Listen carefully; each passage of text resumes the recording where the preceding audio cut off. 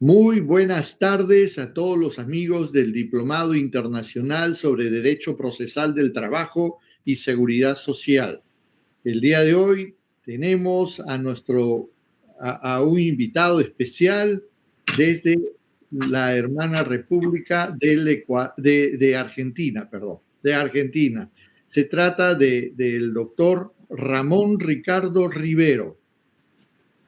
Vamos a leer su currículum vitae para la presentación y posterior desarrollo del tema del derecho procesal del trabajo.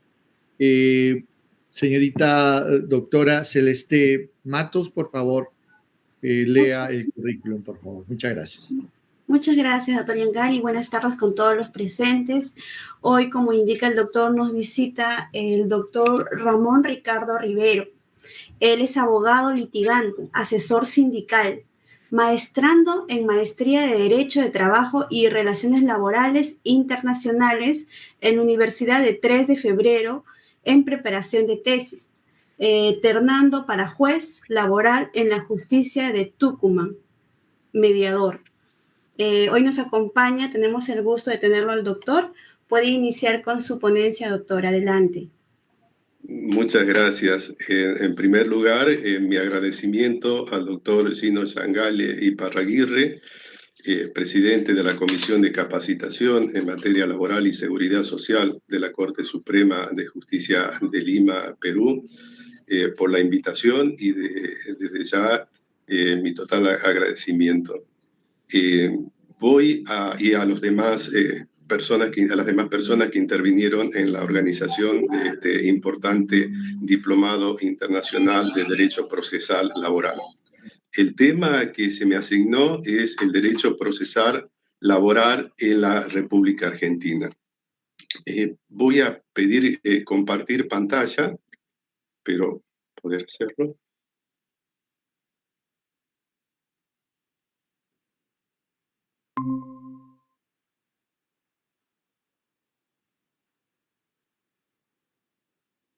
¿Se pudo ver?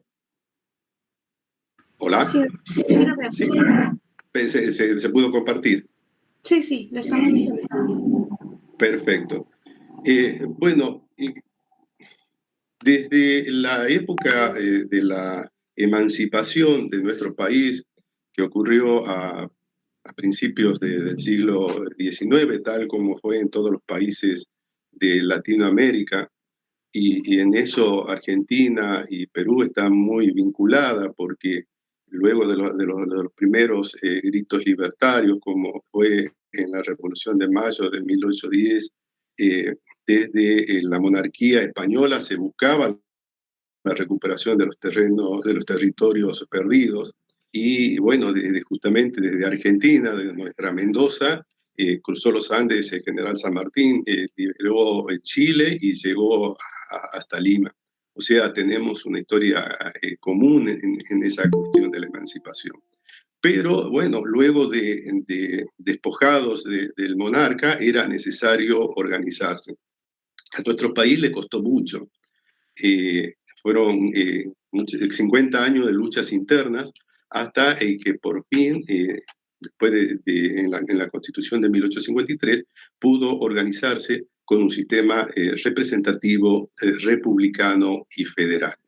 Este sistema, sobre todo en el aspecto federal, que es el que quiero tocar con ustedes, porque tiene una íntima vinculación con lo que después fue la regulación de los sistemas judiciales laborales, el sistema judicial en general y el laboral específicamente. En esta organización política y jurídica se reconocen a las provincias como estados, como entidades preexistentes a la conformación del Estado Nacional. Es decir, las provincias delegan en este nuevo organismo que es la Nación Argentina determinadas facultades y todas las que no son delegadas expresamente quedan reservadas para las provincias. Por supuesto, cuestiones de de la determinación del derecho de fondo ha sido delegada a la nación. Y las provincias se reservan todo lo vinculado por ejemplo, en este caso específico de los sistemas judiciales, con la administración de justicia. Esto provoca que coexistan, y por eso voy a tratar de detener para explicarlos, para tratar de ser lo más claro posible. Coexisten tres sistemas judiciales laborales. En la justicia ordinaria del trabajo es la que administra cada una de las provincias. Está integrada como Tribunal Supremo por una Corte Suprema, el Tribunal Superior, también llamado Tribunal Superior o Corte Suprema, Cámara de Apelaciones del Trabajo y Juzgados del Trabajo. A nivel nacional, y actualmente solamente en la capital federal, digo actualmente porque en la época de creación abarcaba también territorios nacionales que todavía no eran provincia, pero estaban bajo el gobierno de la nación, se forma la Justicia Nacional del Trabajo. Al frente está la Corte Suprema de Justicia de la Nación, los tribunales de apelación del trabajo, las cámaras de apelación de trabajo, Cámara Nacional de Apelación de Trabajo es el término correcto, que está dividido en sala. En su comienzo fueron 3 salas, actualmente son más de 15, y los tribunales de trabajo de la capital federal. Y existe un tercer sistema que es la justicia federal. La justicia federal comprende, también depende del gobierno nacional, presidido por la Corte Suprema. Hay cámaras de apelaciones federales que se encuentran situadas en las jurisdicciones de cada una de las provincias. No todas las provincias tienen cámaras federales, pero las más importantes sí. Y por debajo de las cámaras federales jurisdiccionales están los jueces federales. Esta justicia federal entiende en determinadas materias específicamente establecidas, tales como la trata de personas, el narcotráfico, y en materia de laboral y seguridad social, lo que me interesa destacar es, por ejemplo, cuando se encuentra, es excepcional, pero hasta el año pasado sucedió un caso muy importante, cuando se encontraron trabajadores en una finca rural en situación prácticamente de esclavitud, viviendo en condiciones deplorables. Esa reducción a la esclavitud es un delito que es investigado por la justicia federal. También, por ejemplo, cuando se demanda al Estado Nacional, debe hacérselo ante esta justicia federal. En el tema que nos convoca, podría ejemplificar, por ejemplo, los empleados, los profesores de universidades nacionales, que están distribuidas en todo el país, pero los conflictos laborales generados con el Estado Nacional por sus dependientes se resuelven en la justicia federal. Entonces, volviendo, haciendo un repaso, la justicia provincial es la justicia ordinaria, y en todo lo que no está delegado expresamente se encarga de resolverlo y de atenderlo. Los criterios principales que tenemos para la determinación de la competencia es principalmente el domicilio del demandado, en este caso del empleador, salvo, como recién le mencioné, en la cuestión, cuando es demandado el Estado nacional, debe hacérselo específicamente en la justicia federal. El otro criterio es el lugar de prestación de los servicios. Acá cabe recordar que hay que hacer una diferenciación muy importante entre empleo público y empleo privado. El empleo público, como sabemos, es el que se celebra entre el Estado y el trabajador. Como existen estados nacional y provinciales, existen también vinculaciones de empleo público nacional y provincial. Con respecto al empleado del estado provincial, es competente la justicia ordinaria del provincial, pero se da la particularidad que en la mayoría de las provincias, en la mayoría de las jurisdicciones, no litiga el empleado público en el fuero del trabajo, sino que litiga en el fuero contencioso administrativo. Cada provincia decide cómo organiza en ese aspecto su administración de justicia. En la justicia nacional, por supuesto, todos los contratos de trabajo, sea de empleo público o de empleo privado, que sucedan en la capital federal, se rigen por la justicia nacional del trabajo. Cualquier pregunta que pueda surgir al respecto, después la aclaramos. Entre las competencias que se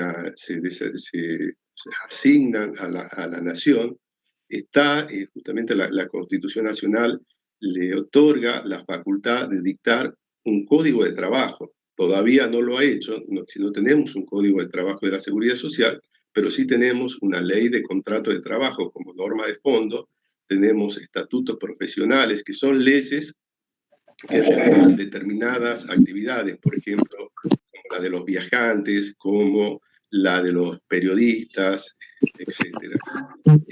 Existen normas que regulan la jornada de trabajo, existen normas nacionales que regulan los siniestros o riesgos de trabajo o accidentes de trabajo. Entonces, pese a no haber un código específico del trabajo, sí existen normas bastante amplias e importantes que deben ser aplicadas en la justicia ordinaria. Se da la paradoja que muchas veces esas normas nacionales también incluyen normativas vinculadas a los procesos judiciales. Para ejemplificar, por ejemplo, existe en el caso de concursos y quiebras de empresas, de personas también, son normas nacionales que tienen una regulación procesal específica. Bueno, esa convivencia generalmente es aceptada por las provincias, pero no siempre, todavía hay cosas que no están resueltas. Y en materia del derecho del trabajo específicamente, por ejemplo, la ley de contrato de trabajo, que es una norma de fondo, también contiene disposiciones procesales. Dijimos recién que las disposiciones procesales son ámbito de la justicia provincial.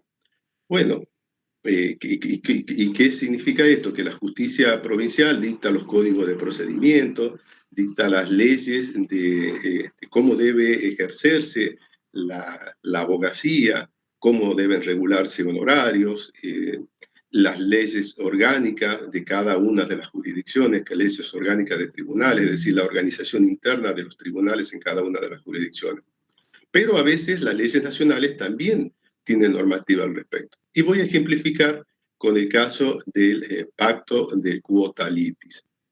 El pacto de quota litis es un convenio que celebran los trabajadores con su abogado antes de iniciar el juicio, por medio del cual se compromete, en caso de ganar, a pagarle un porcentaje. A cambio de eso, el abogado corre con los gastos normales de tramitación del juicio y en caso de no prosperar la demanda, no tiene derecho a cobrarle honorario a su contratante y cliente, que es el trabajador. Bueno, resulta que la ley de contrato de trabajo dice que el pacto de cuota litis solo puede ser hasta el 20% de los honorarios, de lo que resulte, de las indemnizaciones que resulten reconocidas a favor del trabajador. Las normativas provinciales, y por ejemplo la de Tucumán específicamente, reconoce la posibilidad de realizar un pacto de cuota litis hasta el 30%. Entonces, aquí vemos un conflicto de normas que de todo modo la justicia lo resolvió en forma pacífica y reconociendo que en todos los demás casos que no sean juicios laborales, se puede reconocer la posibilidad de realizar un pacto de cuota litis por un importe mayor, pero tratándose de un crédito laboral, solamente será hasta el 20%. Igualmente, existe un sistema, un régimen de riesgo de trabajo que comprende las indemnizaciones tarifadas de siniestros laborales, sea por accidente de trabajo o enfermedades profesionales. Bueno, esta norma, para esos casos específicos, para esas contingencias, prohíbe el pacto de cuota litis. Como dijimos recién, las jurisdicciones locales no lo prohíben.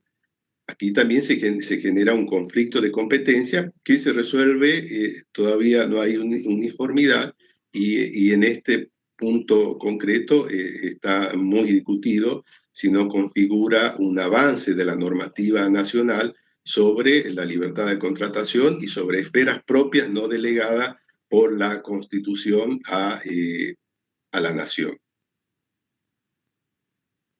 La nación, conforme a la Constitución, debe, voy a citar una normativa de la Constitución Nacional para tratar de esclarecer cuál es el concepto constitucional que rige nuestro país.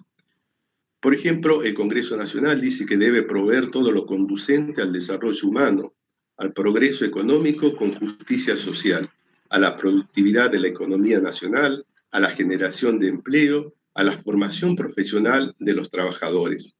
Debe proveer al crecimiento armónico, proveer políticas diferenciadas que tiendan a equilibrar el desigual desarrollo relativo de provincias y regiones. Sancionar leyes que consoliden la promoción de la igualdad de oportunidades y posibilidades sin discriminación alguna. Además, específicamente, la Constitución Nacional reconoce que los procedimientos judiciales de una provincia gozan de entera fe en las demás y que el Congreso puede, por leyes generales, determinar cuál será la forma probatoria de esos actos y procedimientos y los efectos legales que producirán.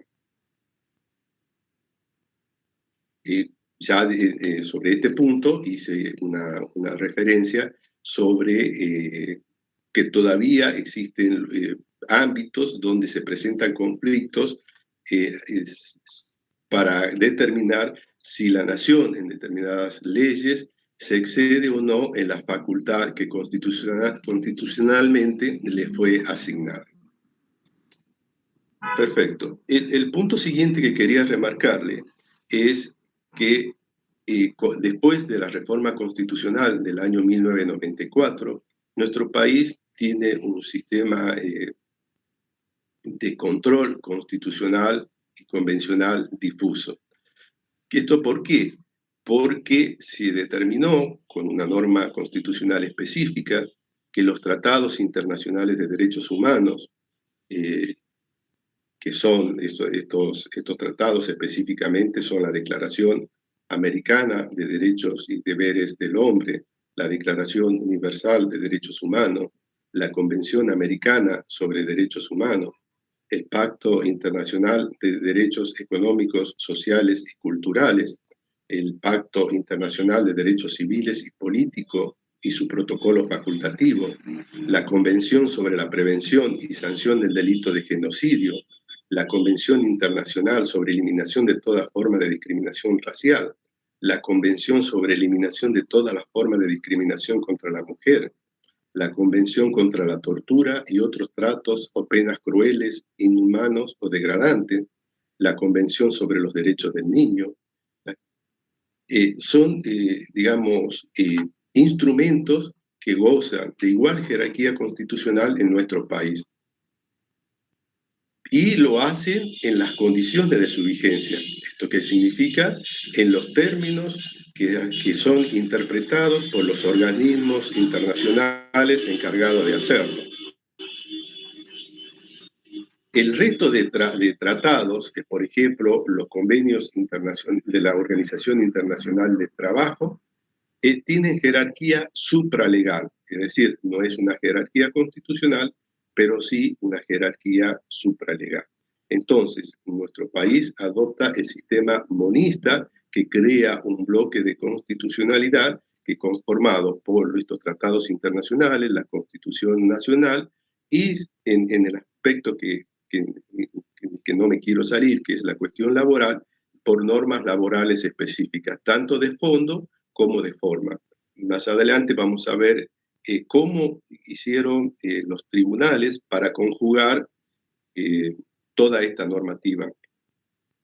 El otro aspecto, y que está vinculado con justamente la organización federal de nuestro país, es que tenemos un control difuso de constitucionalidad. ¿Esto qué significa?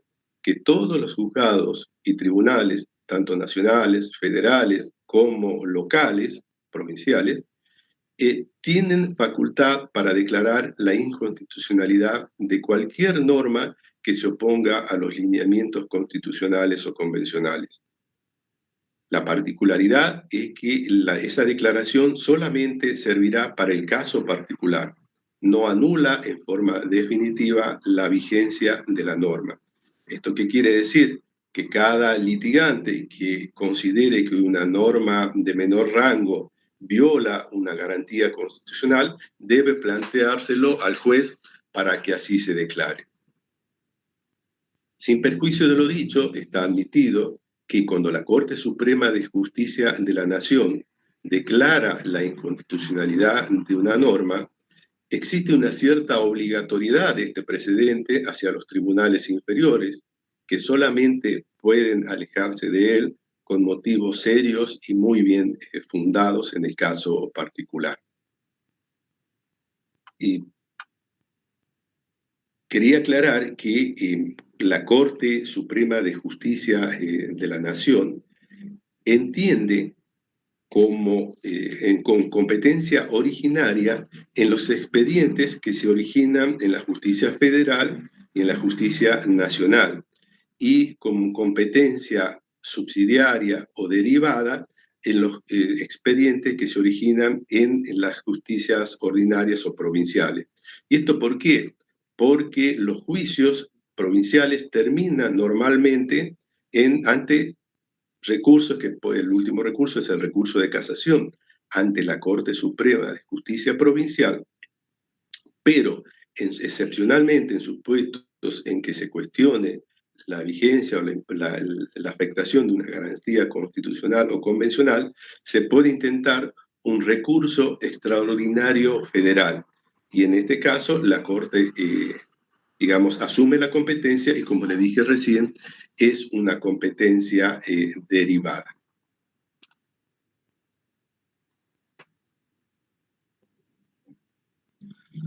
Antes de continuar con el análisis digamos, de la normativa y la estructura jurídica procesal argentina, voy a hacer un pequeño repaso de los hitos históricos que desembocaron en la creación y el reconocimiento de una justicia laboral argentina, que está compuesto en realidad de dos periodos. Un periodo que puede ser hasta el año 44, 47, anterior a ese periodo, en donde se puede decir que el Estado no asumía la cuestión social como algo propio, o por lo menos no había una uniformidad en este sentido. Con la llegada del peronismo al poder, que ya vamos a ver de qué se trató ese movimiento político, las cosas cambian radicalmente, y a partir de ahí el Estado asume la defensa del trabajador, en realidad de la persona humana en cuanto al trabajador, porque es mucho más amplio que la persona en cuanto trabajador solamente. Pero bueno, quería marcarles estas dos etapas bien diferenciadas. Ya en 1904 existió un proyecto de legislación laboral de Joaquín B. González. Bueno, resulta que en esa época, como sucedió en todo el mundo, la aparición de la cuestión social, es decir, el industrialismo con la formación de conglomerados urbanos, con, digamos, trabajos en condiciones deplorables, con jornadas extenuantes, con mala paga, incluso a veces ni siquiera en dinero, sino con fichas o con órdenes de entrega de mercadería, generó un gran malestar social, que era además nunca vivido antes en la humanidad.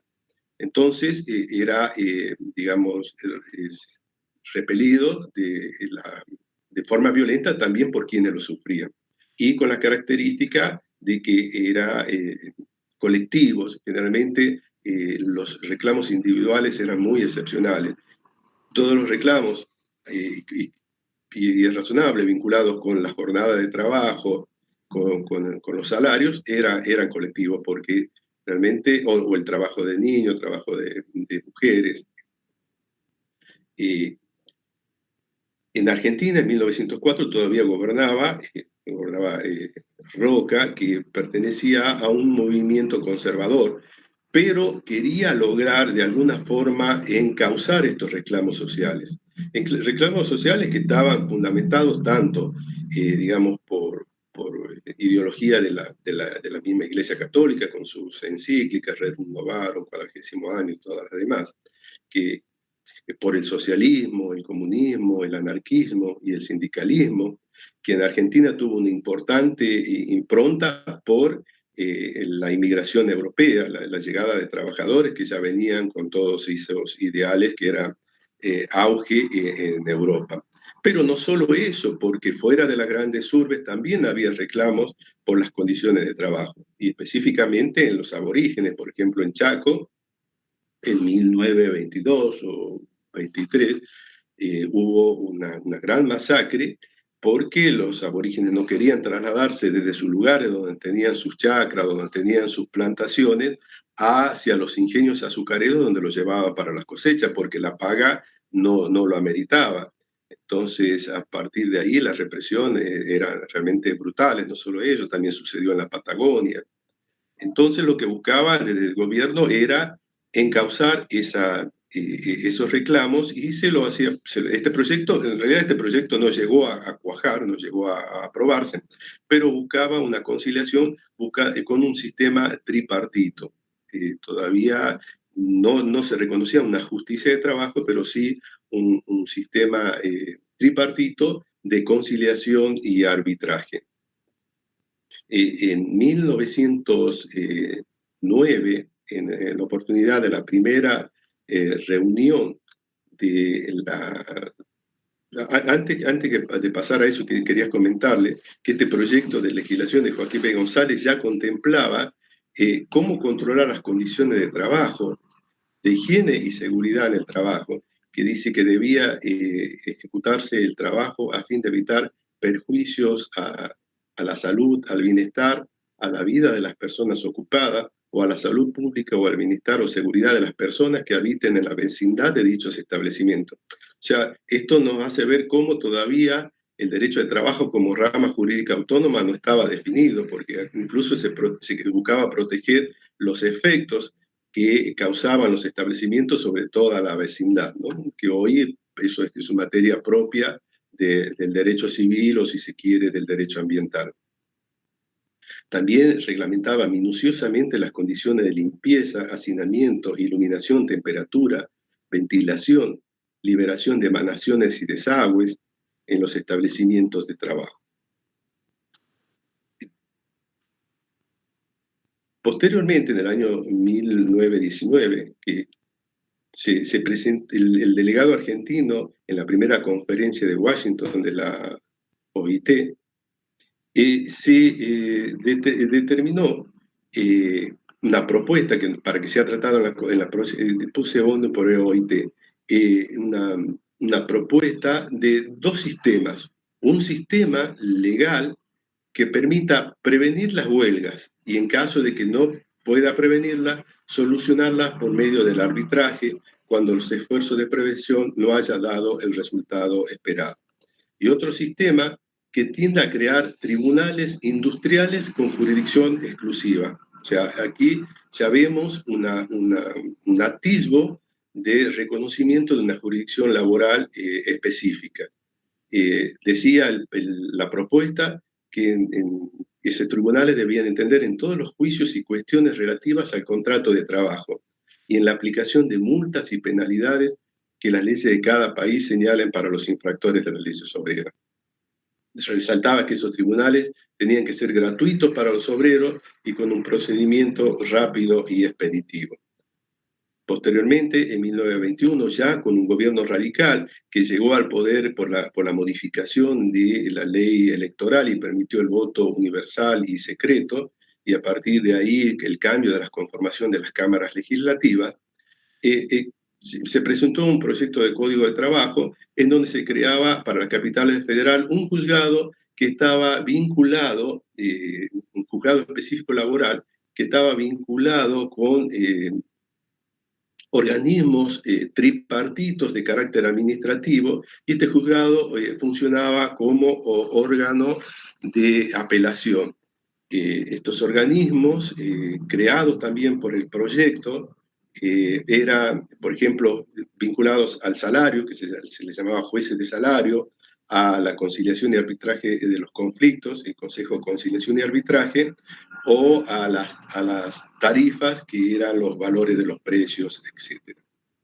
En casos de huelga que no pudieran ser resueltos, en primera instancia pasaban a conciliación, y si no se resolvían, el proyecto era que pasen al juez laboral. Este proyecto tampoco cuajó. Dije al principio que hubo un gran cambio a partir de la mitad del siglo pasado, porque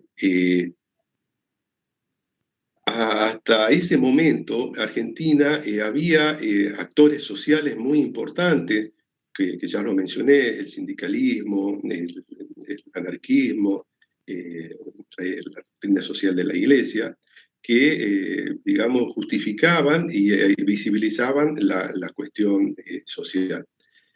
Sin embargo, fue recién con la aparición del peronismo en donde el Estado asume un rol proactivo en defensa de los trabajadores.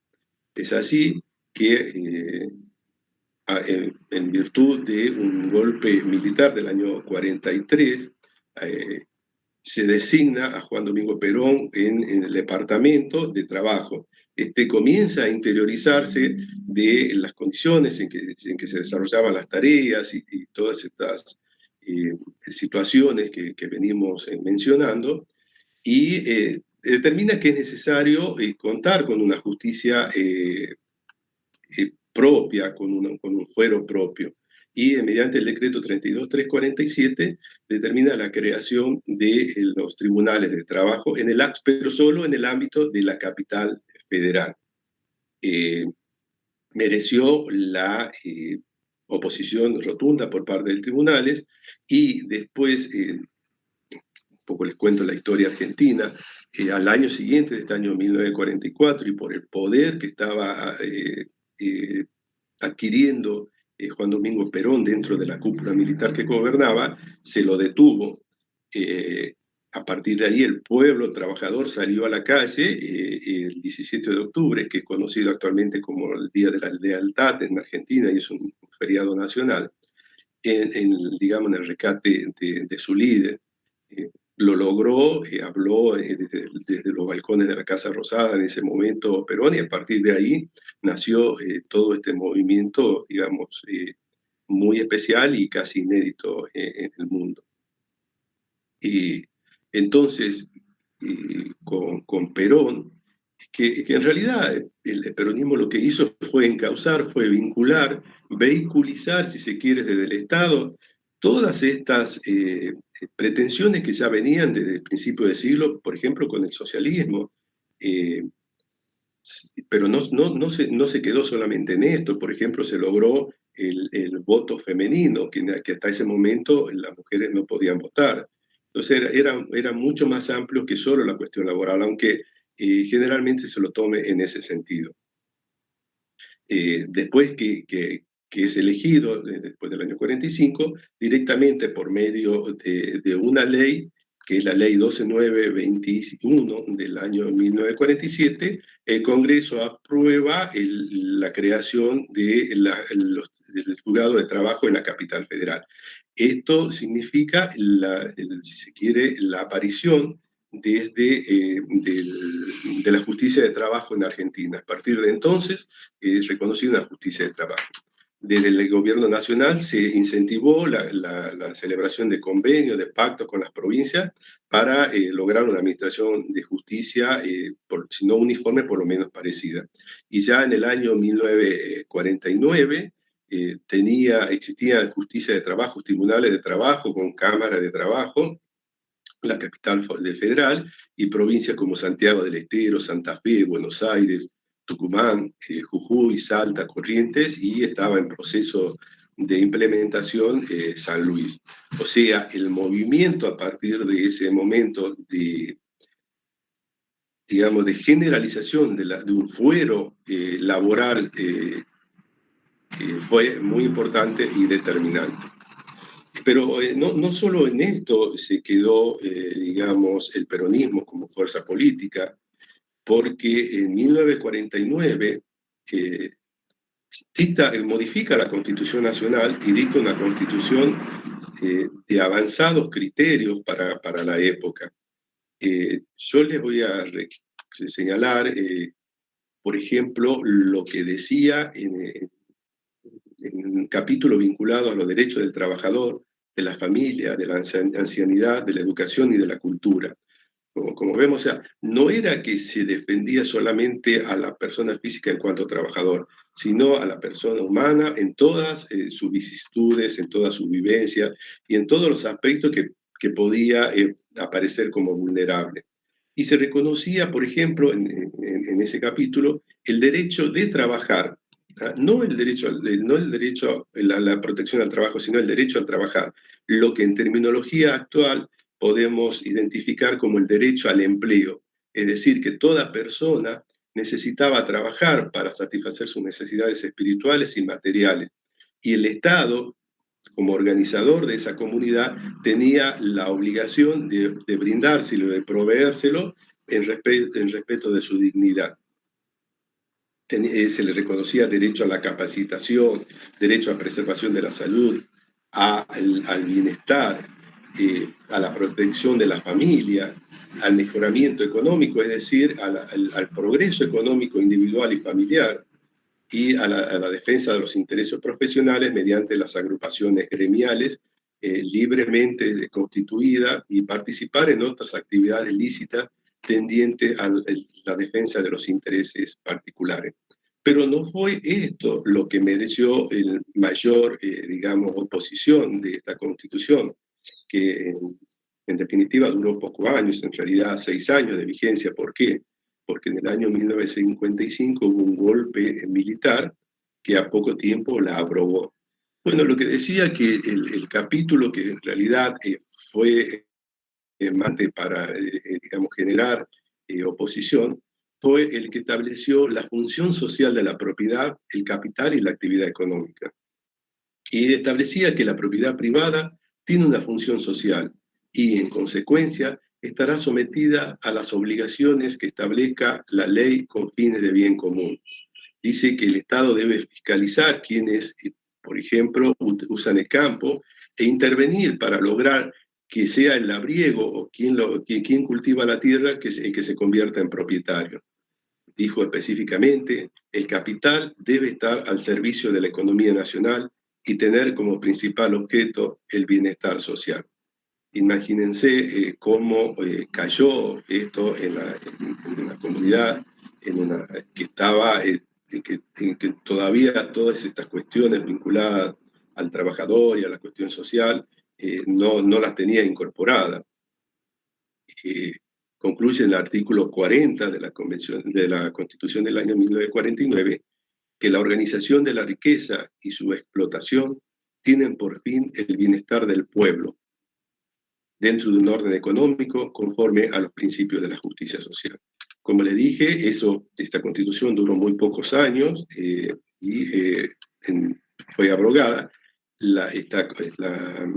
El gobierno de facto llama a una convención constituyente y del año 1955 se dicta una reforma constitucional en donde aparece el artículo 14 bis, que si se quiere el primer reconocimiento que dura hasta la actualidad de derechos laborales. Dice el artículo 14 bis que el trabajo en sus diversas formas gozará de la protección de las leyes, aseguran condiciones dignas y equitativas de labor al trabajador, jornada limitada, descanso y vacaciones pagos, retribución justa, salario adecuado. Como vemos, es un resumen, un compendio de todo lo que anteriormente les mencioné, vinculado a los derechos sociales que reconocía la Constitución del 49. Sin embargo, hasta aquí todavía no teníamos adoptado un sistema monista y por lo tanto estas disposiciones constitucionales eran tomadas como programáticas y no como operativas. Esto significa que necesitaban de una normativa, de una norma legislativa, de una ley concretamente, para ponerlas en actividad. Por supuesto, el artículo 14 bis también reconoce derechos sindicales, el derecho de huelga específicamente a los trabajadores. Es un artículo importante, pero bueno, tenía una mancha de origen que la Convención Constituyente fue convocada por un gobierno no democrático. Esto se mantiene hasta el año 1994, cuya Convención Constituyente fue convocada por un gobierno democrático, y en la reforma de 1994 mantiene el artículo 14 bis, pero además incorpora los tratados internacionales con jerarquía constitucional. Esto significa que todos los tribunales, volviendo a nuestro tema, incluso los tribunales laborales, desde la Corte Suprema en cuanto aplique normas laborales, tienen el deber de hacer respetar la plena vigencia de las directivas internacionales.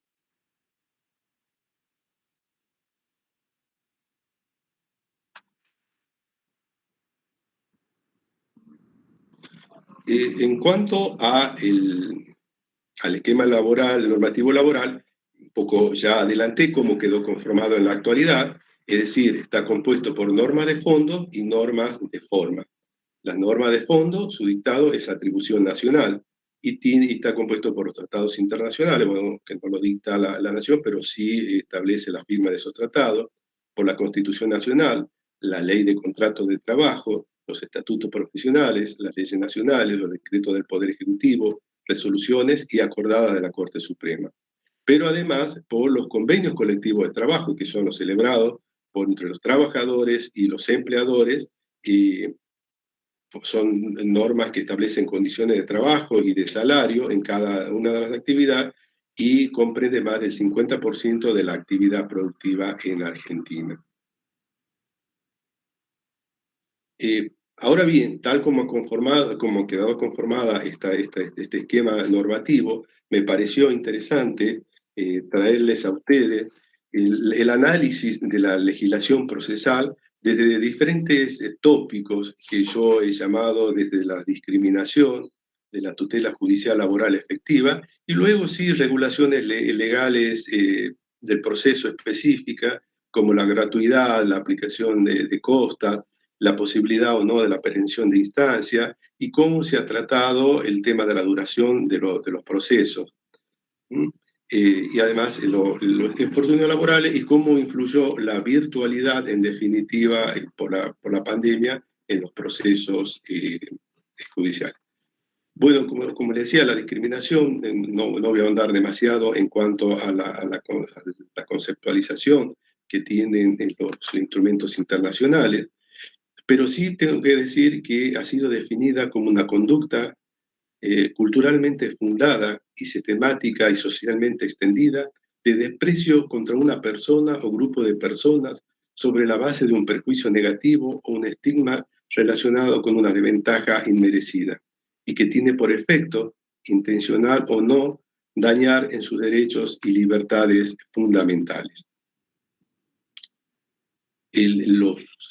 La normativa vinculada a la discriminación, aparte de una normativa interna que tiene la Argentina, como es la Ley 23.592 y diversos artículos de la Constitución Nacional, está en instrumentos internacionales como la Declaración Universal de Derechos Humanos, el artículo 2, la Declaración Americana de Derechos y Deberes del Hombre, artículo 2, la Convención Americana de Derechos Humanos, el Pacto Internacional de Derechos Civiles y Políticos, pactos internacionales de derechos económicos, sociales y culturales, la Convención sobre Derechos del Niño, de personas con discapacidad, de eliminación de todas formas de discriminación racial, de discriminación contra la mujer y la protección de todos los trabajadores migratorios y su familia. Es decir, es realmente un abanico muy amplio de protección. Pero aparte, el Código Civil argentino, también que rige desde el año 2015, que se unificó con el comercial y actualmente el Código Civil y Comercial,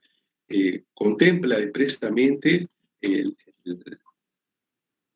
la garantía del trato equitativo y no discriminatorio, además preserva la dignidad humana, y respecto a esto, en este contexto, digamos, normativo, era necesario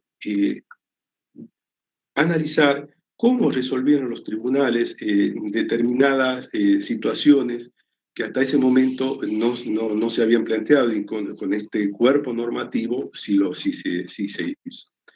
El caso que le traigo es que lo resolvió la Corte Suprema de Justicia de la Nación en el año 2010, es Álvarez, Maximiliano y otros con Cencosud.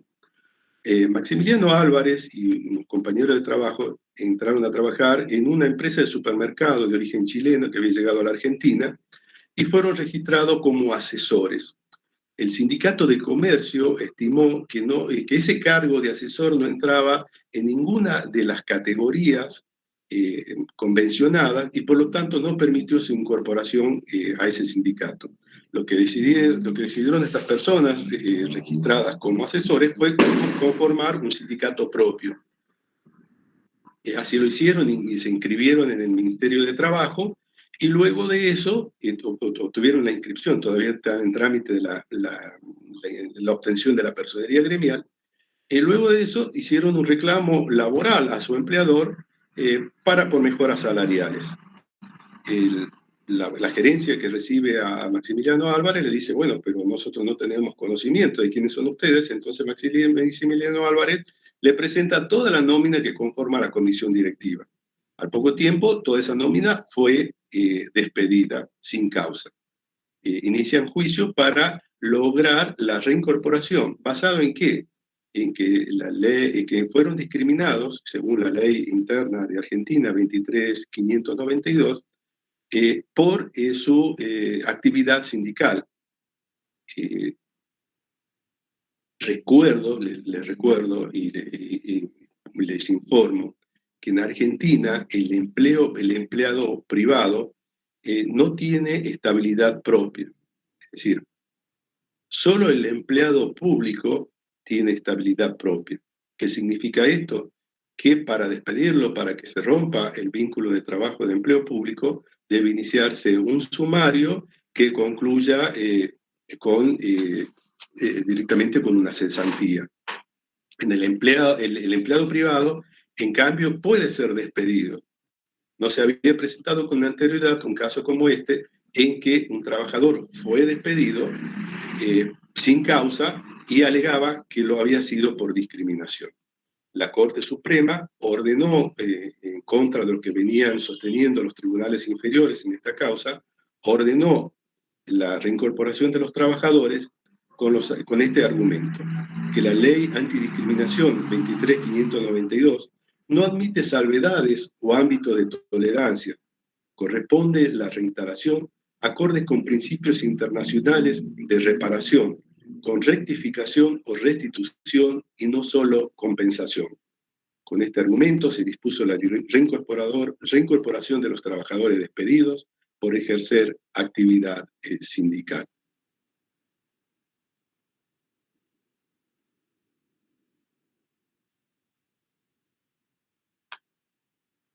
Recuerda la Corte, en un argumento que fue muy importante en este fallo, que la prestación de uno de los celebrantes, que es el trabajador, está constituida nada menos que por la actividad humana, la cual resulta, per se, inseparable de la persona humana y por lo tanto de su dignidad.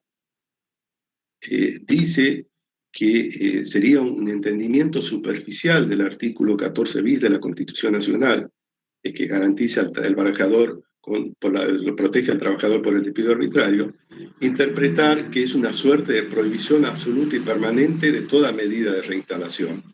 Dice que esa interpretación no está acorde con los lineamientos de lo que debe interpretarse con la vigencia plena de las garantías en contra de la discriminación. El caso siguiente es también de la Corte Suprema de Justicia de la Nación y también del año 2010, Pellejero María Isabel sobre amparo. Acá la Corte, si se quiere, comienza a delinear estándares probatorios específicos. Y les traigo estos supuestos porque justamente mi tema es la normativa procesal laboral argentina. Y quiero remarcar que no toda la normativa procesal laboral surge del Congreso, es decir, de las leyes. Acá, ante un vacío legislativo y la injusticia que el resultado de la aplicación lisa y llana de las normas procesales podía ocasionar, la Corte Suprema, en una actitud proactiva, empieza a delinear estándares probatorios específicos para los casos de discriminación. En el caso de Pellejero, se trataba de la esposa de un delegado, de un dirigente sindical bancario, que había sido despedida, también trabajaba en el banco y fue despedida. Y su representación letrada alegó que había sido despedida por discriminación. Sin embargo, en este caso, la Corte no le hizo lugar al despido discriminatorio porque entendió que no estaba suficientemente aclarado en qué consistió el acto discriminatorio en sí. Y el estándar es: el interesado debe indicar las circunstancias concretas del acto discriminatorio. Acá también quiero resaltar otro aspecto que la Corte Suprema diseñó una normativa en base a acordadas. Las acordadas son las resoluciones que dicta la Corte, que determinaba la posibilidad de que cuando el juicio lo ameritaba, llamar a audiencias públicas. Así lo hizo, y en la audiencia pública solicitó a la parte actora más aclaraciones. De todo modo, no la pudo dar, y entonces la Corte dice: en estas condiciones no se puede reconocer que estamos frente a un despido discriminatorio. ¿Qué señaló? Que no se puede actuar o formular la premisa de discriminación en forma dogmática, ¿no?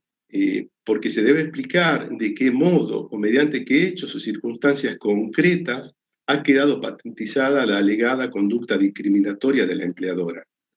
Sin esos elementos de juicios es imposible un reconocimiento excepcional de esta característica. Bueno, acá también de la Corte Suprema, ya en el año 2011, en el caso Pellicori, Liliana Silvia, con Colegio Público de Abogados de la Capital Federal, se puede decir que se adentra más en el diseño del estándar probatorio. ¿Por qué? Porque este juicio venía, digamos, desde la Cámara con un resultado negativo, venía rechazándose la acción a Pellicori, quien también denunció que fue despedida que se le afectó su libertad sindical. ¿Y por qué? Porque entendían los tribunales inferiores que la nulidad intensa que pedía la trabajadora le exigía a ella una prueba muy convictiva y estaba solamente a su cargo hacerlo. La Corte dice: no, esto no es así. El interesado debe acreditar hechos que, prima facie evaluados, induzcan la existencia de acto discriminatorio. y pasa al imputado la carga de demostrar un objeto razonable y ajeno a la discriminación. Por supuesto que fue un avance muy importante, trajo luz y trajo, digamos, justicia para los casos en que, digamos, se reclamaba por discriminación. Y para eso la Corte se basó en muchos instrumentos internacionales, tales como la Declaración Americana de los Derechos y Deberes del Hombre del año 1948, en donde se disponía, se reconocía a todas las personas un procedimiento sencillo y breve por el cual la justicia lo ampare contra actos de la autoridad que violen, en perjuicio suyo, algunos de los derechos consagrados constitucionalmente.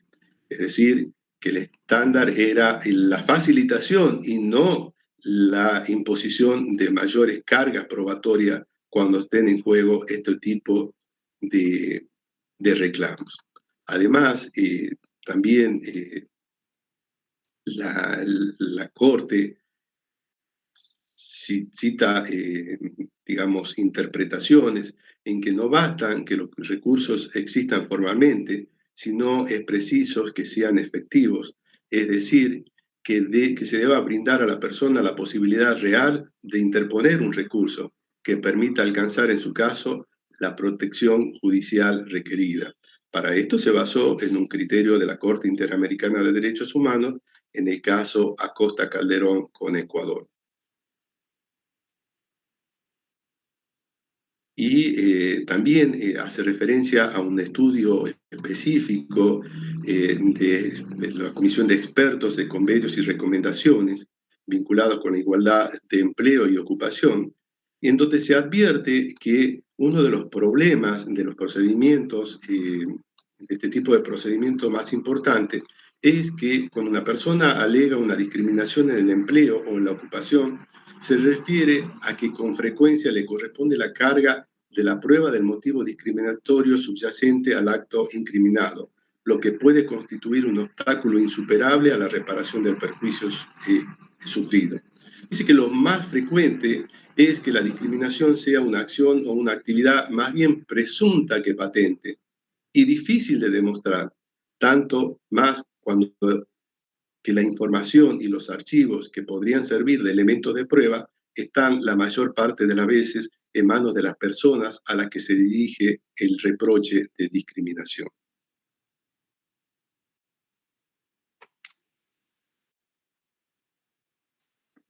En igual sentido, ya en el año 2018, la Corte Suprema, en Varela José Gilberto contra Disco, podemos decir que termina de redondear en qué consiste el estándar probatorio, qué es lo que debe hacer una persona que alega discriminación.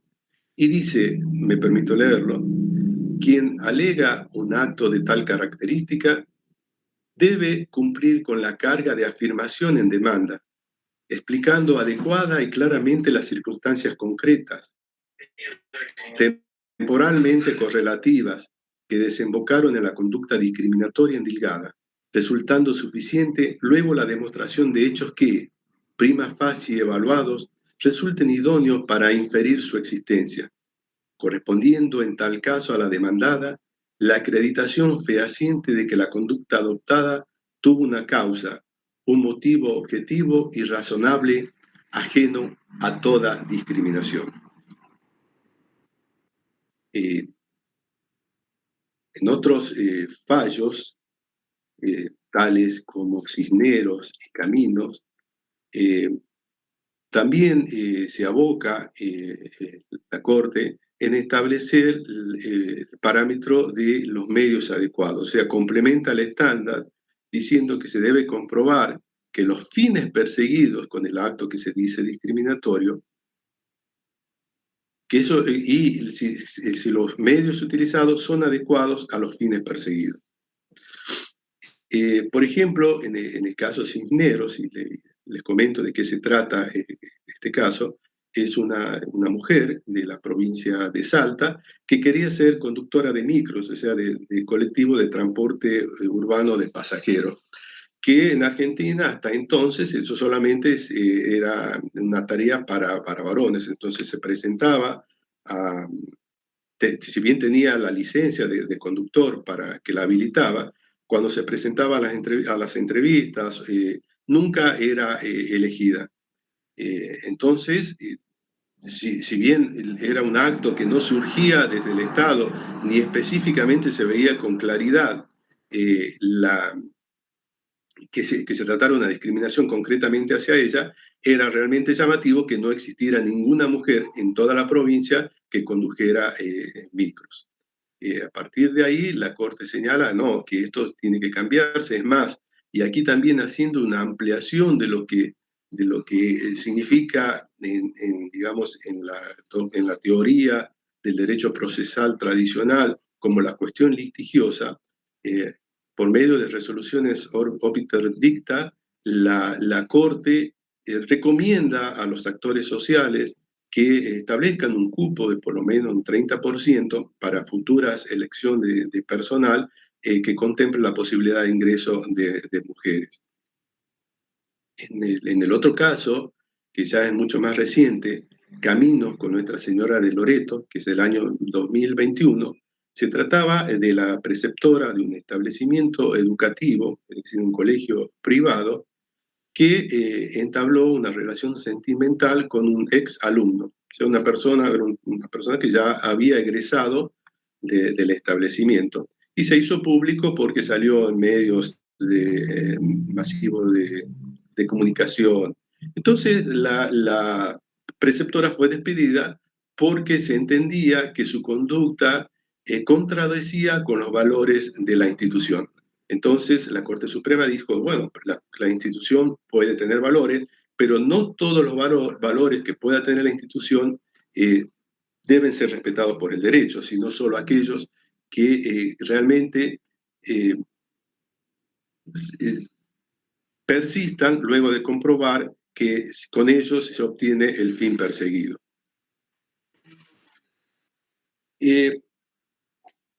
A continuación, les menciono otro caso, que este es de la provincia de Tucumán. Ya no es la Corte Suprema, sino que es, digamos, el extremo opuesto, que es un juzgado de primera instancia.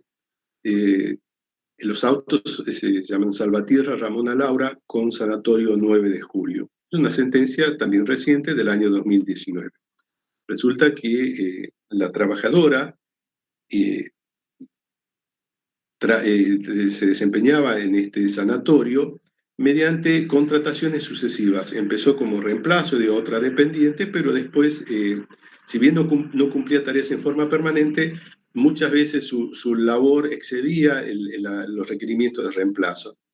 Queda embarazada con problemas en el embarazo y es despedida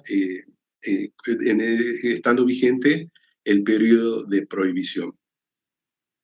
Demanda, el juzgado le reconoce, en la sentencia le reconoce que fue despedida sin causa, reconoce que fue discriminada por su situación de embarazo, le reconoce una indemnización equivalente a un año de salarios, pero además, digamos, excediéndose incluso en lo que la trabajadora había solicitado, le impone al representante legal del sanatorio, es decir, al presidente de la sociedad anónima, y a la jefa de personal, y a todo el personal de recursos humanos, que deban asistir en forma obligatoria a un taller que brindará la Oficina de la Mujer de la Corte Suprema de Justicia de Tucumán sobre sensibilización y capacitación en perspectiva de género, bajo apercibimiento de sanciones conminatorias a favor de la actora. Cabemos también un relajamiento de los conceptos tradicionales de objeto litigioso, cuestión litigiosa, en donde el juez va más allá e incluso impone cargas, porque no podemos decir que sean sanciones, o sea, asistir a un taller de sensibilización sobre perspectiva de género no puede ser una condena, pero bueno, pero no está el conocimiento que tiene el juez de la causa generalmente y en forma tradicional se entiende que está acorde con lo que el actor pide, pero acá el juez vio que estábamos en presencia de la violación de un derecho protegido constitucional y convencionalmente, y fue más allá, trató de lograr si se quiere, una prevención hacia el futuro. No está acá, pero yo le comento que a raíz de esto, el juez se dio cuenta, en este juzgado se dieron cuenta que, bueno, que tampoco en ese juzgado, que trabajaban hombres y mujeres, se había hecho un curso semejante. Entonces impuso que todo el personal del juzgado también se sometiera al mismo taller, incluido el propio magistrado. También vinculado con esta cuestión, en este mismo juzgado, recientemente, en el año 2021, en un caso Jerez Omar contra Empresa Mora, resulta que el trabajador Jerez trabajaba en una empresa funeraria y en oportunidad de hacer un servicio de sepelio, viajaba a una ciudad distante a 50 kilómetros de la capital con uno de los dedos, con una mujer que era la hija del fallecido. Y él le hizo insinuaciones que no correspondían, la incomodó y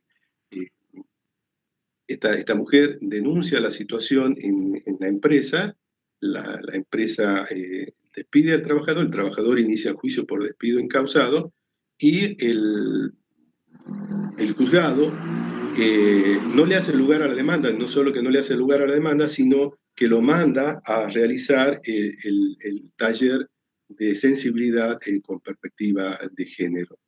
Y dice que entre las consideraciones que hace en el juzgado en esta sentencia, es que las mujeres víctimas de violencia, cualquiera sea su tipo, gozan en el proceso judicial de un especial estándar de protección, como consecuencia de ella, con una mayor sensibilidad, y que tras advertir las peculiares condiciones que definen su estado de vulnerabilidad, se determina la necesidad de una protección enriquecida por parte del sistema judicial. Siendo ello así, resulta claro que en ciertos casos es obligatoria la materialización de la perspectiva de género como criterio de interpretación de la normativa aplicable, de los hechos y de las pruebas del caso, en la medida que nos sitúa en una comprensión global de la discriminación contra las mujeres y que dicha pauta hermenéutica ha sido concebida por un sistema normativo que obliga a la adopción de políticas públicas que deben concretarse en todos los ámbitos posibles.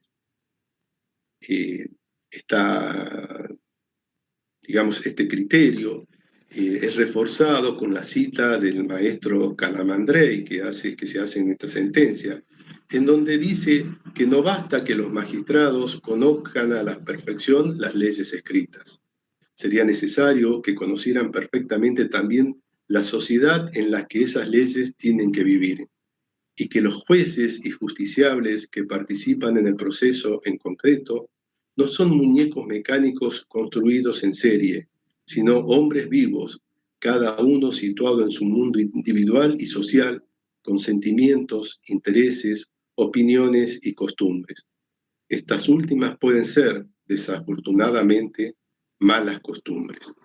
El juez, al aplicar la ley, debe hacerla revivir en el calor de su conciencia, pero en esa evocación de la ley no se hace de pura ilógica.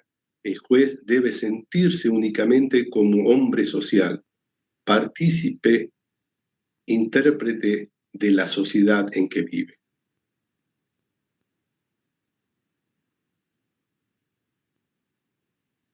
Es por eso que, bueno, que no solo digamos, a pesar de que la prueba, los hechos habían sucedido sin testimonios, sí hubo un testimonio posterior de una persona que conocía a esta mujer y relató en qué condiciones la vio después de este viaje, y que el trabajador no dio una versión satisfactoria de los hechos.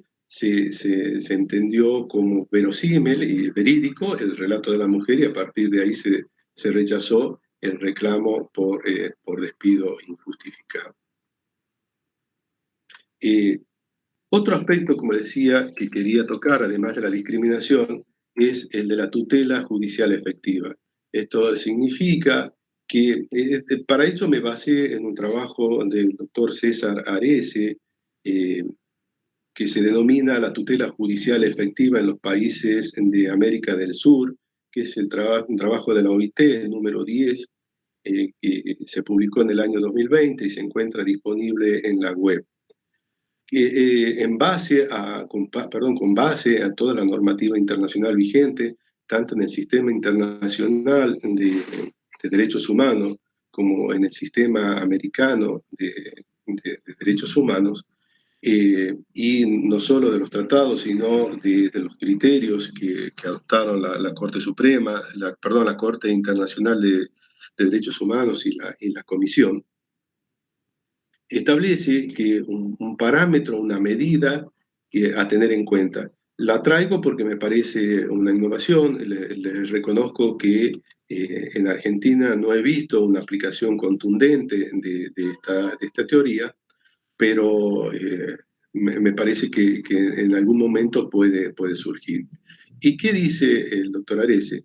Que el derecho de acceso a la tutela judicial efectiva laboral se define como el derecho de todo trabajador a, frente a un desconocimiento o controversia de derecho relativo a su condición, de ser oído y atendido sin condicionamientos ni trabas económicas o de otro orden, y que en su caso sea resuelto de modo sencillo, rápido y dentro de un plazo razonable, ante un tribunal competente, independiente, imparcial y especializado, mediante el pleno ejercicio del derecho de defensa y de acuerdo con la naturaleza del derecho sustancial, en igualdad de condiciones procesales y mediante una resolución suficientemente motivada en derecho. Se le agrega el derecho a recurrir de modo amplio y sin limitación, y al cumplimiento o ejecución del derecho reconocido de igual modo rápido, ¿no?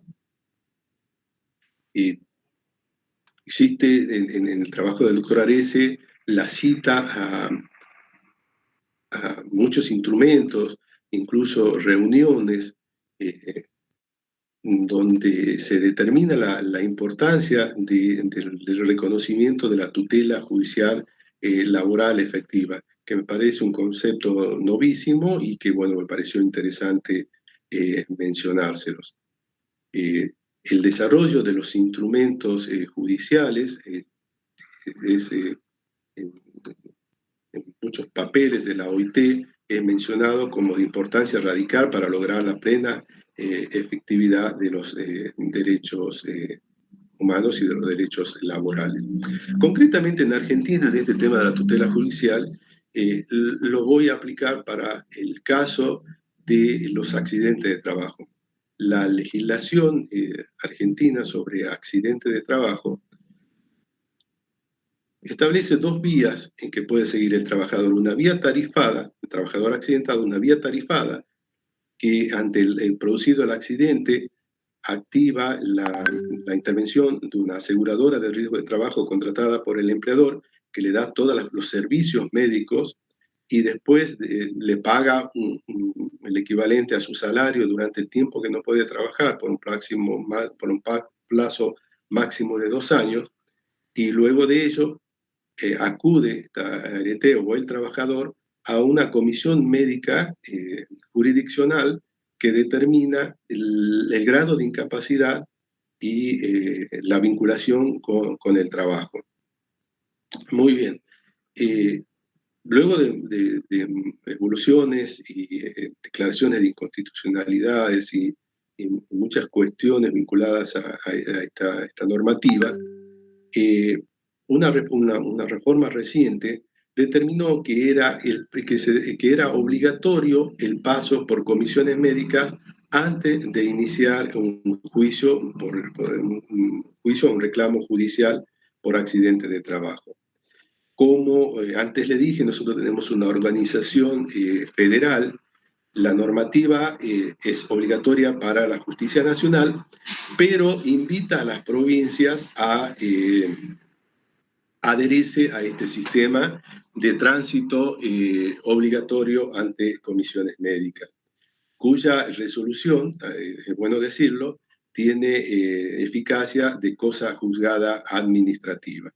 Bueno, lo que resulta de todo esto es que si la provincia se adhiere, la normativa dispone que contra las resoluciones de comisión médica hay una especie de apelación ante la Comisión Médica Central y si la parte no está de acuerdo, puede ir con un recurso ante el juez.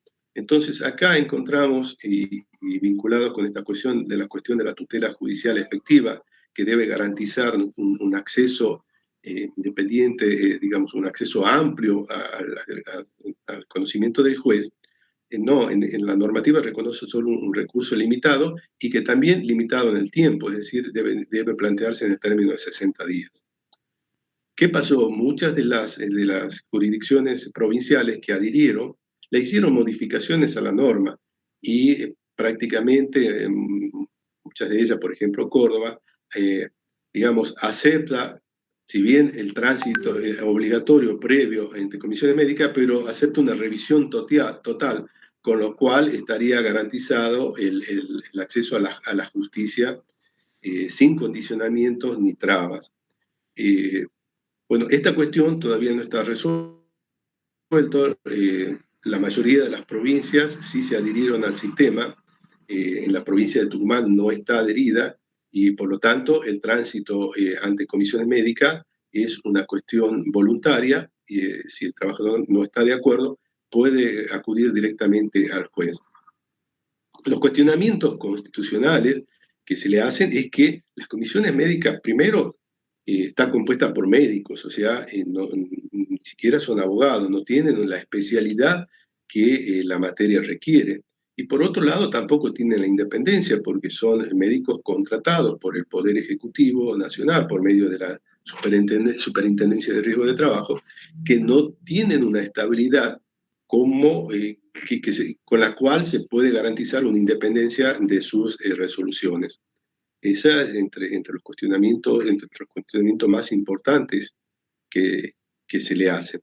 Sí se logra digamos, una rapidez en cuanto a la resolución del conflicto, pero ante cualquier cuestionamiento, incluso vinculado al origen de la patología, que no haya sido por el accidente sino que haya sido preexistente, realmente el trabajador se encuentra en la disyuntiva de si dejar todo y acudir en forma amplia directamente a un juez laboral para que se resuelva su derecho.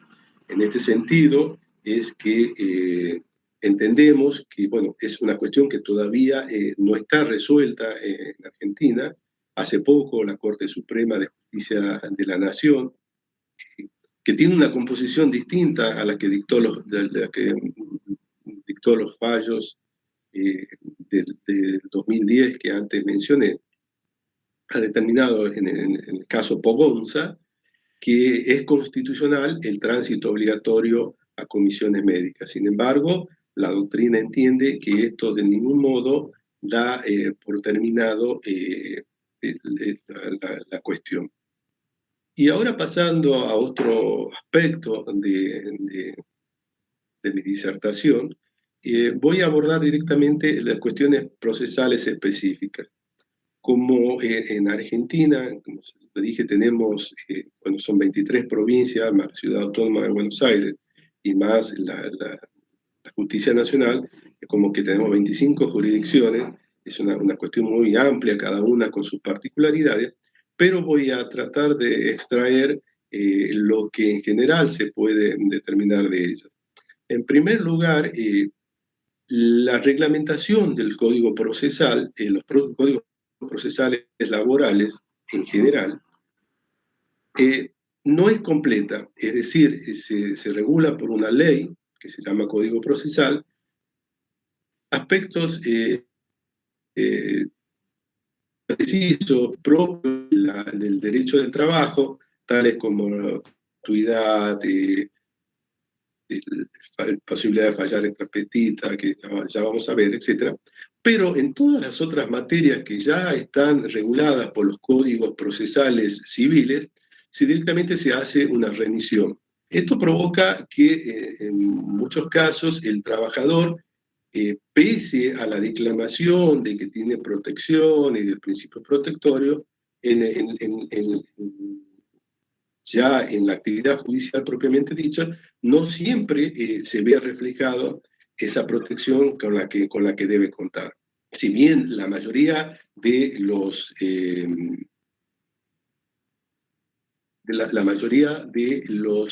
códigos procesales reconocen el principio de gratuidad, que también está, digamos, determinado por la ley de contrato de trabajo, existen diversos criterios sobre la carga de costas. Es decir, ¿qué pasa cuando el trabajador no alcanza a demostrar acabadamente cada uno de los rubros que componen su reclamo? En ese caso, hay un criterio muy civilista, si se quiere, de la carga de las costas, sin determinar y ni discriminar supuestos en donde, por ejemplo, el empleador negó totalmente la relación del trabajo y el contrato de trabajo, y el trabajador alcanzó a demostrarla, pero, por ejemplo, no alcanzó a demostrar la real amplitud de su jornada de trabajo, la realización de horas extras, o exactamente desde el día y mes desde cuando comenzó a trabajar. En ese caso puede reducirse sus pretensiones y debe cargar costas. La mayoría de las jurisdicciones cargan costas al trabajador, y esto hace que deba pagar honorarios a la parte contraria y reducir el crédito que se le reconoce. Otro aspecto que quería señalarle es la cuestión de la perención de instancia. La perención de instancia es la caducidad del proceso por inacción de la parte actora. En Tucumán, hace años atrás, no se reconocía, pero en la reforma del año 91, a partir de ahí, sí se establece, como la mayoría de las jurisdicciones reconocen, la posibilidad de la perención de instancia.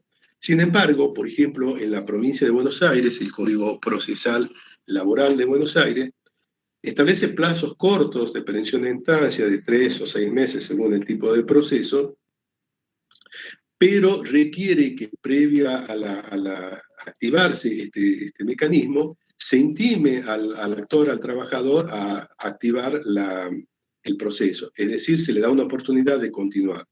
A mí me parece que esto es una decisión justa, atinada, que, por ejemplo, en Tucumán no se observa directamente. Pasado el tiempo, si la parte demandada plantea la perención de instancia, el juicio culmina por ese motivo y también se cargan las costas al trabajador. La justificación de la existencia de este instituto es la seguridad jurídica. En este caso sería la seguridad jurídica del demandado. Entiendo que está exacerbado este criterio porque me parece que el ordenamiento jurídico no debe garantizar que el proceso se convierta en una timba, en un juego, en un alea, en donde por cuestión del azar directamente el empleador resulte absolutamente liberado y el trabajador absolutamente perjudicado. En todo caso, estaría de acuerdo con la aplicación de sanciones como disminución de honorarios del abogado que incurra en una tardanza semejante. Entre las cuestiones positivas que sí tienen los ordenamientos jurídicos, por ejemplo, es que algunos de ellos contemplan que sentencias laborales deben salir actualizadas. Argentina tiene un problema que no sucede en todos los países de la región, que es una gran inflación. Eso significa que los precios aumentan en forma desmedida. Creo que en este año tenemos un 50% de inflación. Y los salarios tratan de acompañar ese aumento.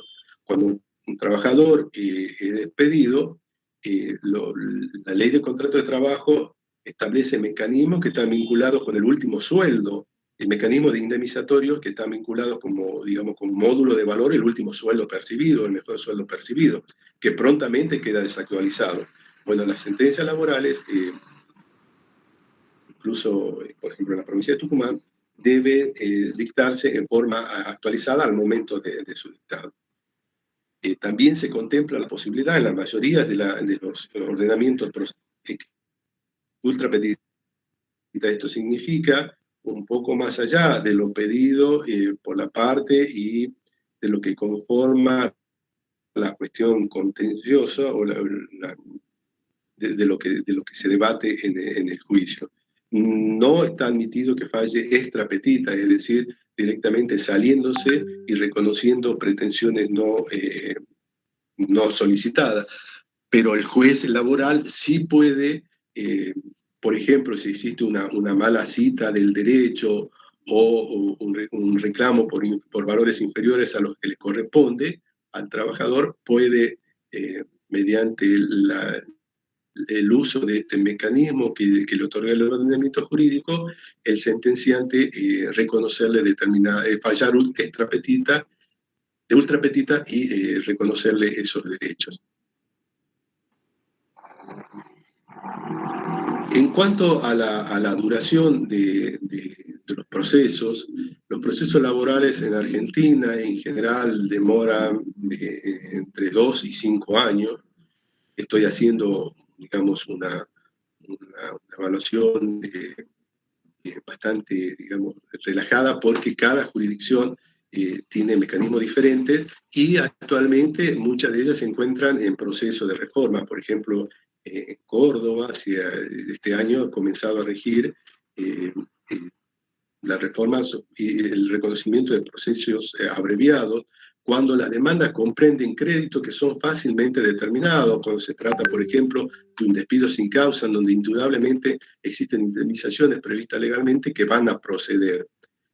En estos casos se exige la provisión de determinadas pruebas y ante eso puede existir una resolución rápida de la contienda. Cuando se trata de accidentes laborales y se acuda a la justicia y la discusión radique sobre el porcentaje de incapacidad, por ejemplo, y no así sobre la existencia misma del accidente, también se puede, digamos, acudir a un procedimiento rápido donde judicialmente se determine el verdadero grado de incapacidad y de esa forma poder dar por terminada con mucha prontitud el procedimiento. Y el último tema que quería mencionarles es el tema de la virtualidad. Todos los sistemas procesales, laborales y también civiles en Argentina, y yo creo que en toda la región y en el mundo, se han visto, digamos, golpeados por la pandemia que nos asoló y todavía la tenemos presente, pero que ha permitido que gradualmente vuelva, por lo menos en la Argentina, la actividad judicial, pero con, digamos, una virtualidad impuesta prácticamente en todas las jurisdicciones y por, digamos, disposiciones de las Cortes Supremas. Y aquí vemos de nuevo el rol de los tribunales como legisladores, digamos, subsidiarios, porque, bueno, hubo un tiempo en que en Argentina el Congreso no se podía reunir.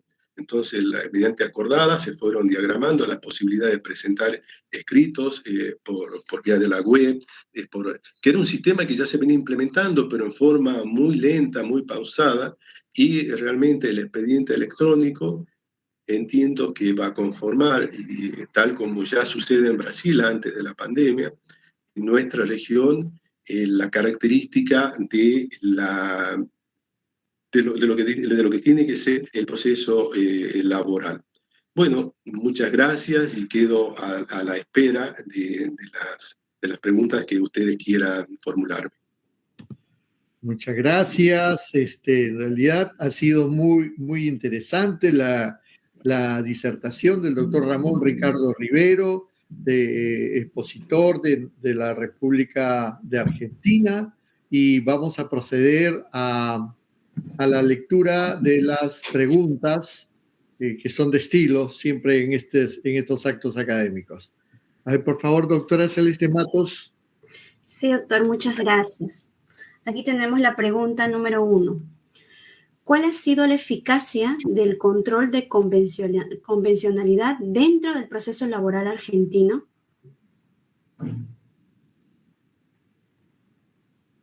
Bien.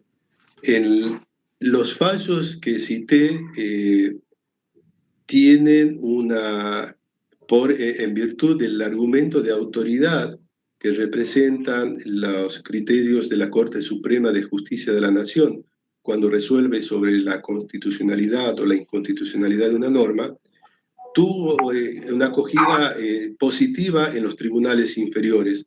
Así que yo creo que por supuesto, es algo, todavía existen, digamos, si se quiere, tribunales, jueces, magistrados, que mantienen un criterio, entiendo yo, obsoleto de qué es el juego, la aplicación de la normativa vigente, y sobre todo la normativa constitucional y convencional, pero en general es una buena acogida positiva y yo creo que está en franca expansión. Muchas gracias. La siguiente pregunta: ¿de qué manera el gobierno peronista influyó en la reforma laboral y procesal laboral?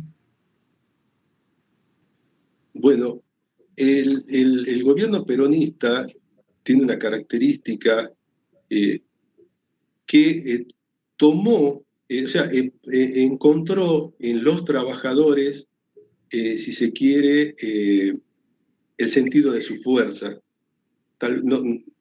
Bueno, está discutido históricamente si fue algo buscado, si fueron los trabajadores lo que encontraron también, algo que hasta ese momento el Estado no le daba, era alguien que desde el Estado recepte todos los reclamos de la cuestión social, que como ya lo dijimos, venía desde el principio, desde el siglo XX. El peronismo en realidad no inventó, claro, está bien, podríamos decirlo coloquialmente, no inventó reclamos, sino que tomó los reclamos que ya existían, que ya habían sido visibilizados por el socialismo, por el sindicalismo, incluso por el anarquismo, y los plasmó. Por ejemplo,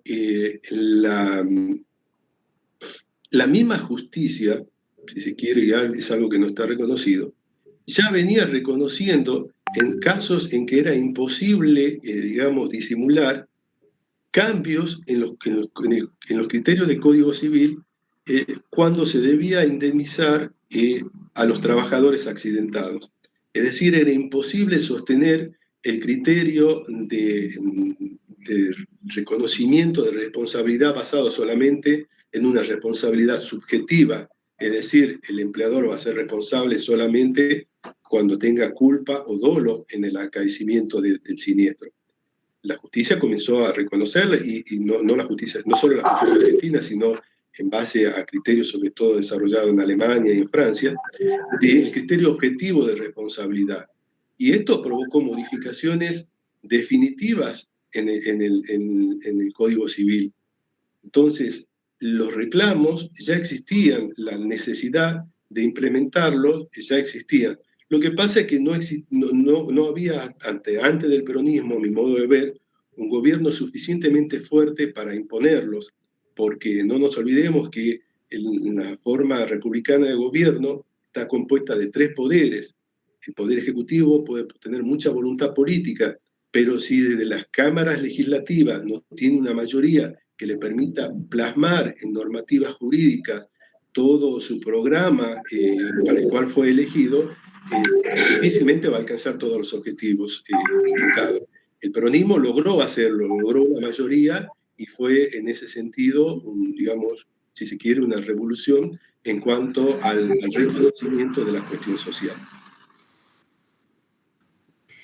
Correcto, doctor. Muchas gracias. La siguiente pregunta es: ¿cómo se determina la carga de la prueba en materia discriminatoria en el derecho procesal argentino? Bien, es una interesante pregunta y yo creo que sobre eso radicó principalmente mi alocución. Si nosotros nos abocamos y leemos solamente la normativa procesal, no vamos a encontrar mucho, porque la normativa procesal está diseñada, como le dije, con criterios, con teorías tradicionales. Esto significa que quien alega un hecho procesalmente debe probarlo. Esta carga es la regla, nosotros la tenemos en los códigos de procedimiento. Lo que el legislador no se ha conmovido, no ha modificado. ¿Existen proyectos? Sí, existen proyectos que todavía no han sido plasmados en leyes, pero existen proyectos de todo este criterio, estos estándares diseñados por la Corte Suprema, que tampoco son solo de la Corte Suprema, sino que los tomó de interpretaciones de organismos internacionales sobre los instrumentos internacionales, de plasmarlo en una normativa, en una ley que establezca que cuando se demande por discriminación, debe probarse prima facie el hecho discriminatorio, y en ese momento a quien se le imputa el acto discriminatorio tiene la carga de demostrar que su actuación no estuvo vinculada no es que no solo quiso, porque pueden no quererlo, pero si de hecho lo discrimina, sino que tuvo motivos fundados y suficientes distintos a la discriminación. Actualmente, esto solo es una creación judicial. El juez la va a tomar.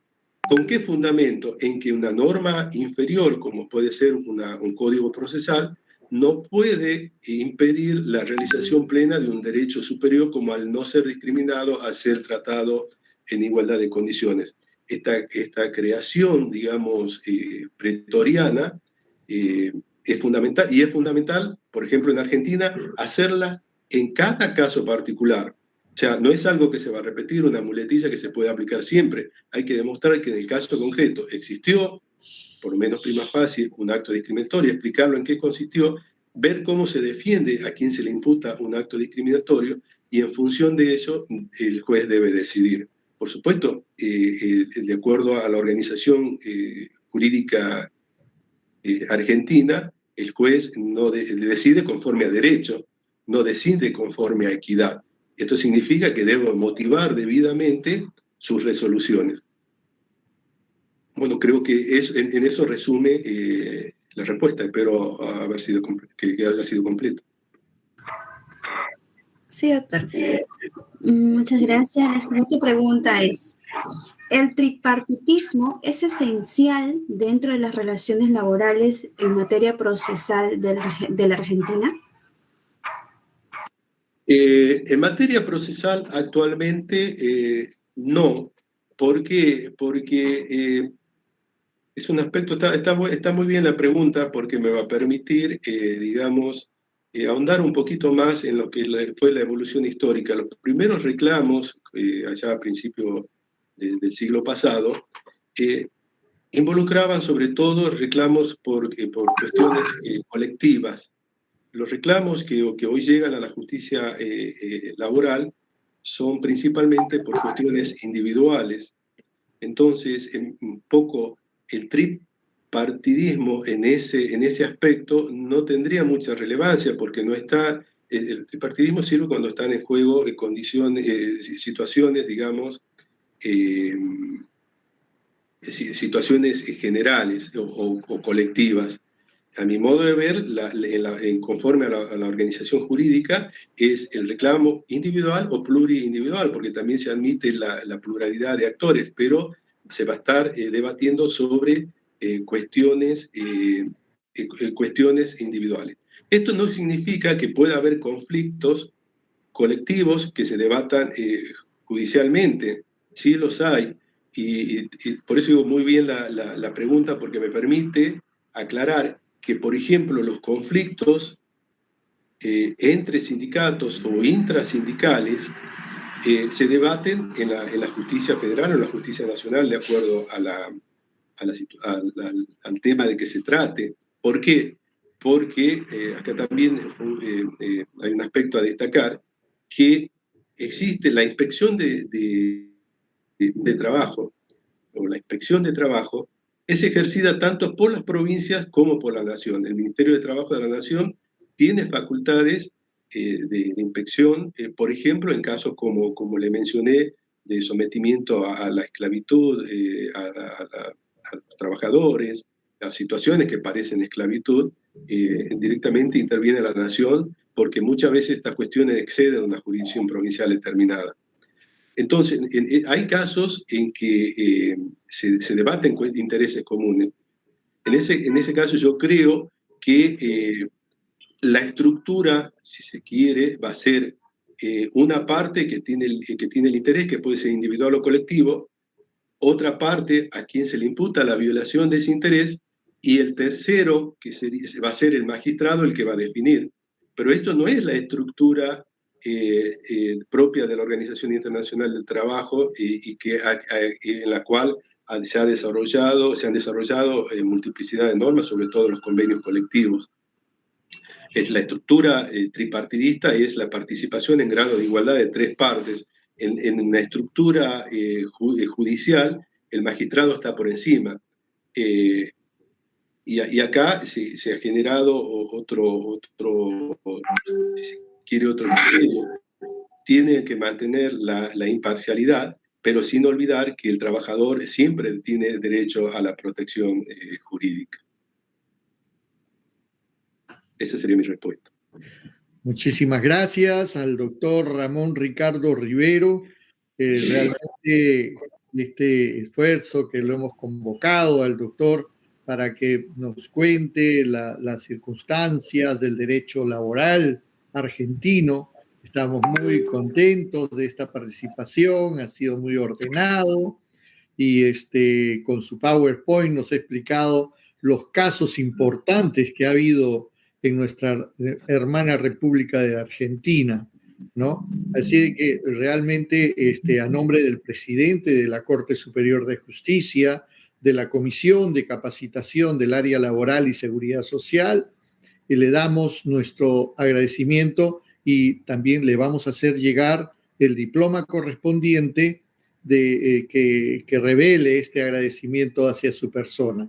Le damos unos cuantos momentos como para que pueda despedirse de nuestros participantes, ¿ya? Y no salga todavía después de cortar, que queríamos conversar un poquito fuera de la conferencia. Muchísimas gracias. Adelante, doctor. Sí, perfecto. Sí, muy agradecido por la invitación. Realmente fue un desafío, es un tema que me apasiona. He ejercido siempre la abogacía desde la profesión de litigante. Últimamente me he postulado para la magistratura porque entiendo que también desde esa posición puedo hacer aportes. Esta ponencia me ha dado la oportunidad de exponer muchas de las ideas que yo entiendo que vienen a cambiar, así como muchas veces no se ven los cambios, sino hasta que ya se implementa. Y en Argentina, y espero que también en los países de Latinoamérica, así que cada uno tenemos nuestras propias limitaciones, nuestros propios problemas, pero creo y estoy convencido que en función del reconocimiento de la dignidad de la persona humana, sea que se trate de un trabajador, un consumidor, por encima de los intereses medidos del capitalismo, que deben respetarse, son importantes, pero nunca deben quedar afuera la dignidad humana. Entiendo que ese es el camino por el cual podemos progresar como región y ¿por qué no?, como una civilización latinoamericana. Así que desde ya, muchas gracias. Muchas gracias al doctor Ramón Ricardo Rivero. No se vayan a nuestros amigos del diplomado. No se olviden que el día miércoles hay el examen final de este diplomado. Así que estudien y prepárense muy bien. Muchas gracias a todos. Hasta luego. Gracias.